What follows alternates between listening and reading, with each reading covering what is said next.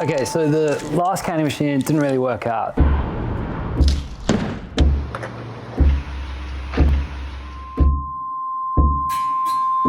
And I had to send it back. I had to start from scratch. But I realized I needed a simple machine, almost like a bare bones machine I could modify and improve myself. So I found this company in the States that makes this 4 filling head counter pressure machine. It uses stock parts, stock solenoids. Everything is kind of off the shelf that I could buy if I needed to fix things. And I watched some videos online and it got me really pumped. But there was one thing I noticed. It was a manual load. You see, someone had to be standing there loading 4 cans at a time every cycle. And that wasn't going to cut it for me. I needed something semi-automatic. Okay, so I've got an idea here. See, in the side of the machine, I think we can cut a slot there, throw a conveyor up to it, and then the cans will automatically feed in to the infeed tray. So I sent the company an email. Hey guys, I was just wondering, are you able to cut a slot in the side of the machine so I can add a conveyor? Yeah, that's actually a good idea. We've never thought about that. After a lot more questions, I ordered one. So when the machine arrived, I couldn't wait to test my conveyor idea. So I bought a cheap conveyor online, slide it up to the side of the opening. It was kind of make or break here.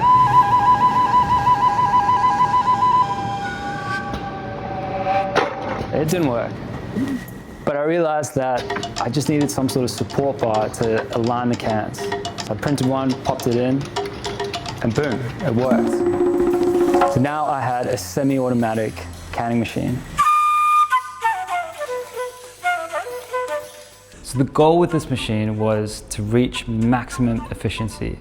I couldn't have 2 or 3 people running the machine. Ultimately, I wanted one person to run it.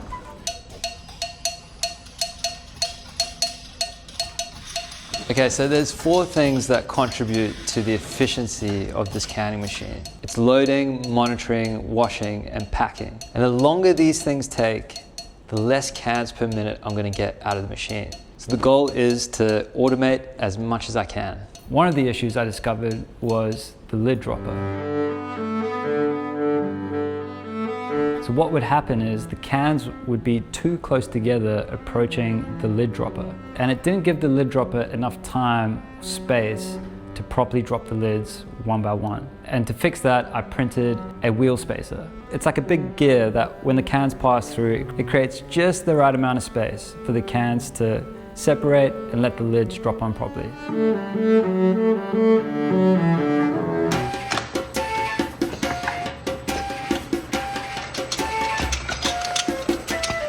Another one was a wash bay. I couldn't have someone spraying the tops of the cans and wiping them down before they put it on the pallet. That had to be automated. So I experimented with a couple of janky solutions and it seemed to work.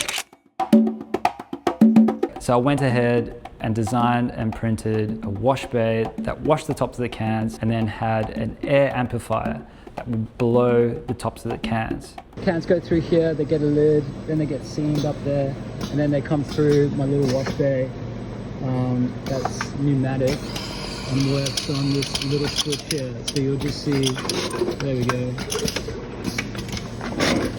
just like that. There's a couple of other things I added, like this can washer.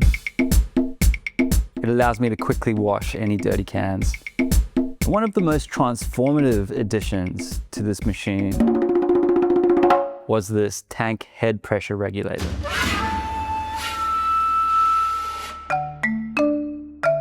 See, without it, my CO2 tank was constantly pushing a certain amount of CO2 into my tank. But during the canning process, the tank fluctuates in temperature, meaning sometimes more CO2 gets absorbed or expelled from the solution, which was giving me inconsistent filling and sometimes super foamy pours. With the tank head pressure regulator, it essentially watches the pressure in the tank and adjusts accordingly, ensuring I have a constant head pressure, meaning every time the canning machine fills, the pours are super consistent.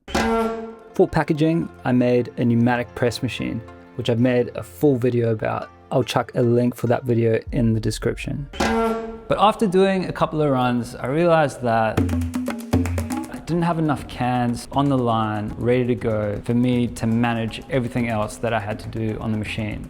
One of the big issues for me was my cans would arrive on a pallet 14 layers high. So for me to get up to the top layer, I'd have to go up a ladder.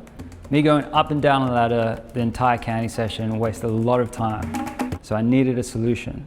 So I looked at a whole bunch of mainstream canning setups, and most of them had this thing called a depalletizer. What's a depalletizer? It's supposed to make your life much easier. Just load the cans and let it feed right in. No hassle, just sit and watch the action.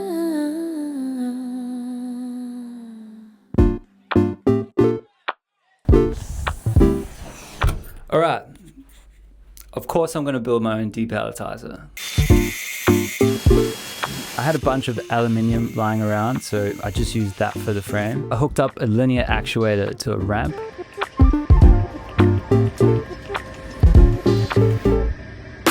I used a barbecue rotisserie motor to pull the cans in.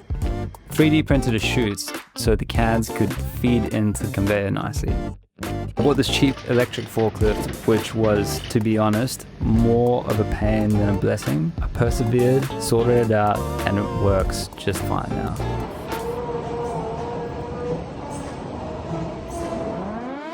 What's a depalletizer? It's supposed to make your life much easier. Just load the cans and let it feed right in. No hassle, just sit and watch the action. Did you see that? Let me show you again. I'm walking up and down a ladder still. Problem I was trying to solve kept on coming at me, and I could probably spend a bit more time working out this depalletizer. I actually had 3 different versions of it. I threw a conveyor up at the top. I thought that would feed it in. I made the cans go in sideways, and then I made this little twist that would upright the cans just before the conveyor. But I still ran into issues, and I was spending a lot of time monitoring the depalletizer instead of monitoring the canning machine. Then I had this epiphany. Now that I had this forklift, did I really need a depalletizer? Because what I could do now with the forklift, it's now easy for me to break the pallets down into 2 smaller chunks. All I needed now was an infeed table. An infeed table is like a big lazy Susan that's always rotating, and it slowly feeds in the cans into the conveyor. And it worked out I could get about 70 cans ready to go on the infeed table and the conveyors, which was more than enough time for me to manage a whole bunch of things before I had to add in more cans into the infeed table. So I decommissioned the depalletizer and I got to work.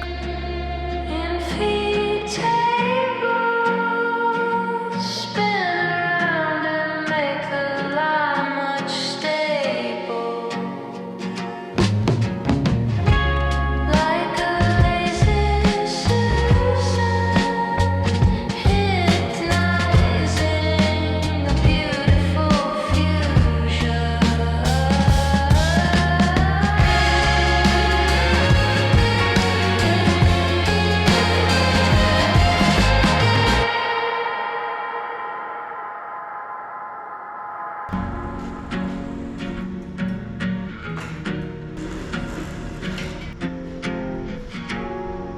I could look back at these problems and challenges as a failure, but to me, they're a lesson learned.